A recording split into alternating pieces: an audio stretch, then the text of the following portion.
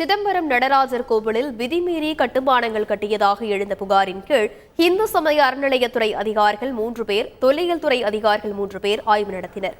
பின்னர் செய்தியாளர்களுக்கு பேட்டியளித்த இந்து சமய அறநிலையத்துறையின் கூடுதல் ஆணையர் சங்கர், சிதம்பரம் நடராஜர் கோவிலில் விதிமுறைகளை மீறி கட்டுமானங்கள் கட்டப்பட்டதாக தெரிவித்தார். கோவிலில் புராதன ஓவியங்கள் அழிக்கப்பட்டது உள்பட பல்வேறு விதிமீறல்கள் கண்டறியப்பட்டதாகவும் குறிப்பிட்டார்.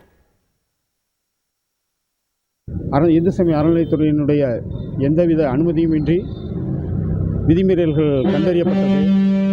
அதற்கான ஆதாரங்களும் இன்று சேகரிக்கப்பட்டுள்ளது. இதன் அடிப்படையில் அரசுக்கு இந்து சமய அறநிலையத்துறை ஆணையர் அவர்கள் மூலமாக அறிக்கை தாக்கல் செய்யப்படும் என்பதை தெரிவித்துக் கொள்கிறேன். குறிப்பாக என்னென்ன விதிமீறல் பண்ணியிருக்காங்க? வழக்கில் தெரிவிக்கப்பட்ட பூங்கா அமைக்கப்பட்டது. முதல் மற்றும் இரண்டாவது பிரகாரங்களுக்கு உள்ளே அறைகள் கட்டப்பட்டுள்ளது. பழங்கால ஓவியங்கள் அளிக்கப்பட்டுள்ளது மற்றும் கல்வெட்டுகள் மறைத்து கோபுரத்திற்கு ராஜகோபுரங்களுக்கு இடையூறாக முன்னதாக சிறிய அளவில் சன்னதிகள் கட்டப்பட்டுள்ளது போன்ற விதிமுறைகள் கண்டறியப்பட்டுள்ளது. சிதம்பரம் நடராஜர் கோவிலில் அனுமதியின்றி எந்த கட்டுமானமும் கட்டவில்லை என கோவில் தீட்சிதர்களின் வழக்கறிஞர் சந்திரசேகர் கூறினார்.